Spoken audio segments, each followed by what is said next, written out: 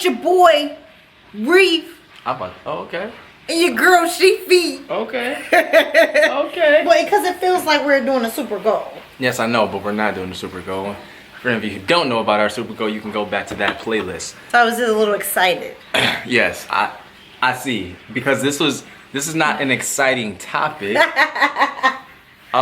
So I mean, you set the bar really up there, so I don't want to take it down like that. I don't even know how to. And I've looked over, and I've seen the promised land. I may not get there with you, but I want you to know tonight that we as a people will get to the promised land.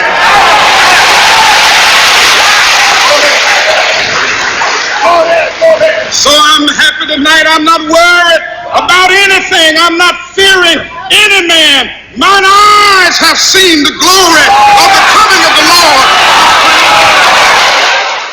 Lord. Today is MLK Day.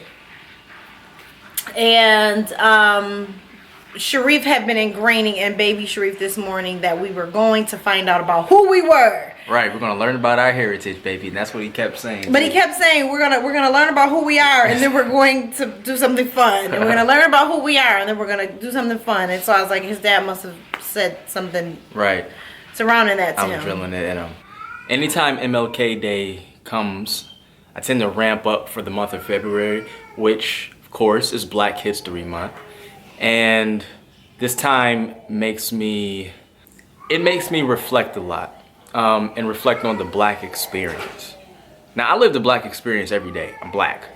I have a black wife. We have black children. Raised in a black neighborhood.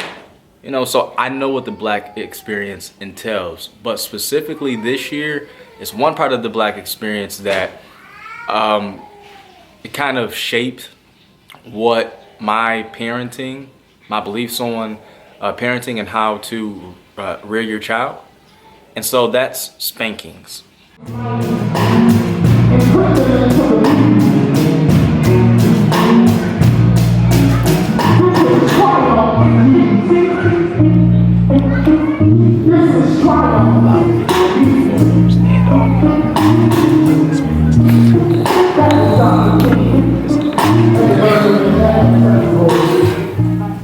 Right, so before we were married, right?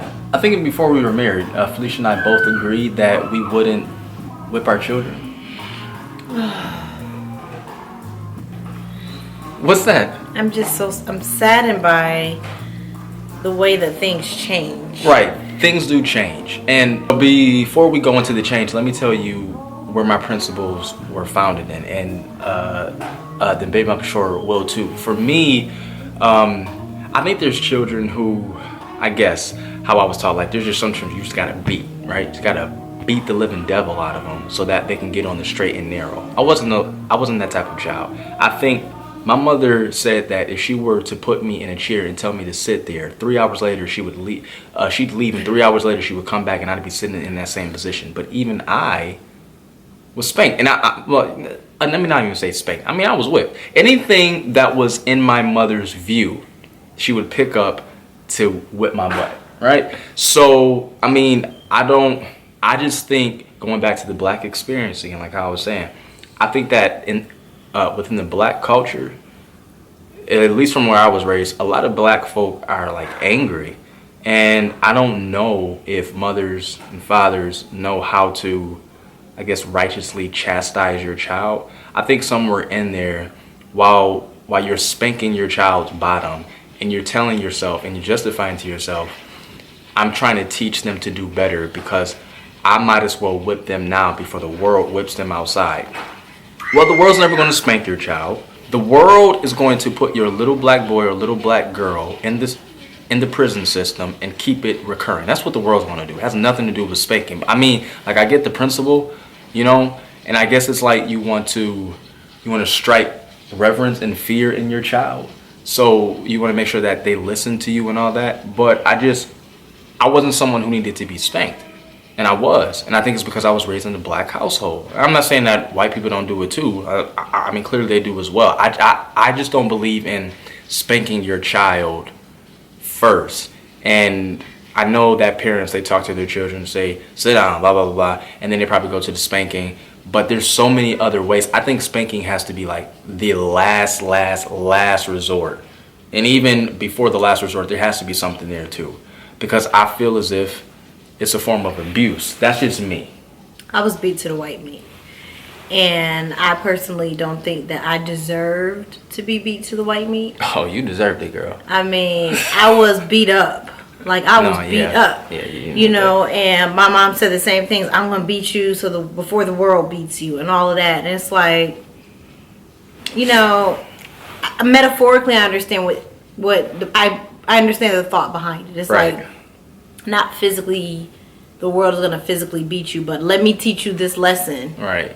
Before the world. And so as a parent, I'm now dealing with, you know, we had our first child. He was like an angel sent down from Mount Holly. He, you know, we lived in a very small place, as you've seen if you've been on our journey for a while.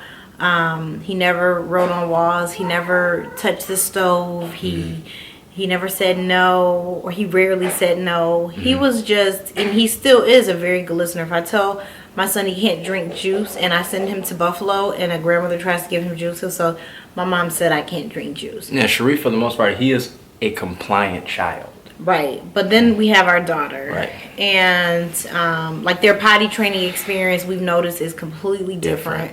And Saya will go to the potty on herself and then say, you know, I didn't want to go to the potty. That's just that simple. So we found ourselves, Dad has had to put the smack down a little bit. And instead of her responding in fear, which was, I mean, our intended purpose. Obviously, we come from African American homes, and we thought, well, let's give this spanking thing a try. So we call it, you know, popping, and we pop her leg. Well, Sharif is pop. Yeah.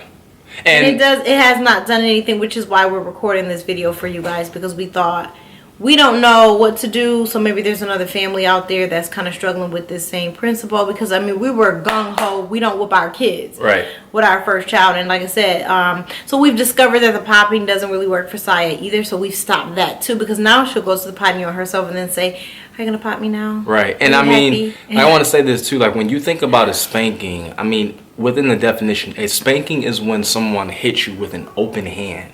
You know what I mean? So like Saya will say to me, are you about to pop me? You're about to pop me, which, and that in itself is a problem to me. Right. To me. So I would go to Saya and do like, oh, you didn't go to the potty? You didn't go to the potty? And right. I don't hit her hard. Right. That's true. It's, I think the fact that my dad is hitting me is what makes her Hurts feel her like, feelings. oh my God, like it hurts her feelings. And I'm like, first of all, now she'll go in her pull-up or in her panties, and then she'll say, are you about to pop me? And that right there is a problem to me, you know, because I also don't want my daughter to grow up, and again, this is my thing, but I don't want her growing up thinking a man, the way that he exercises control is he hits you.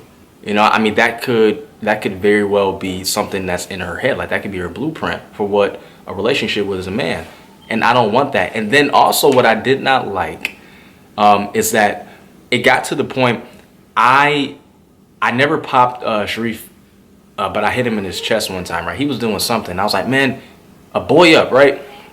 I remember when I was younger, my mother would hit me so much that even if she did like this, like what you just did right there, right? I would jump. I even saw my younger brother do that. And my mother was going in to reach and he did like this. And I thought, whoa. I used to do the same thing, and my son did that. And I was like, I wasn't even about to hit you, but the fact that you thought I was, like, it made you flinch. I don't need him flinching when I'm moving or whenever I make a sudden movement. Because right there, that's just nervous. Yeah. You know, he's nervous. At the end of the day, he needs to know I'm the alpha male, but I don't need to exercise power through physicality and showing you that I'm the alpha male. He knows that. Right. I'm stronger than he is. Sometimes he'll test me, but I'm smarter than he is. Now. So, like, now, right. What do you mean now? So, like, what about when he becomes, you know, 16 through 18? When this man becomes 16, 18 years old, I'm not going to have a fight with my son. Because it's not going to be a spanking then. It's going to be, we have to have a physical fight. And that's not working either. When I was 13 years old, my mother hit me for the first, and I remember, from what I can remember, sort of last time whipping me, because I stood there like, what? It don't hurt. And right there, no. no. But see, that's what the whipping did to me. Right. I was a child that didn't need to be whipped, but she did it so much that I was like, do it if you want to, that'll hurt me. And that's the thing, like most children do, they just find a way to go around, you know. For me, with Sharif, I tried to, you know, I'm really disappointed in you, Sharif. I can't believe, you know, and because I wanted to be on his conscience so that, you know, I'm trying to build our relationship and discipline him. Right. But with Saya, I honestly, I'm just at a lot. I just sit there. I don't know what to do with her at this point. I think that eventually I'll find my way through it. Right. But for me, as a child, when I was being beat up, I just found a creative way to get around, you know, get through the rules, essentially. So, and I think for anyone who has, you know, the advice and suggestions, if you're still going along the lines of it's okay that you're whipping or it's okay that you spank, no, it's not for us. So don't even advise that, because it's not. Because I'm also thinking about when Saya did something to aggravate Sharif, he popped her in the mouth.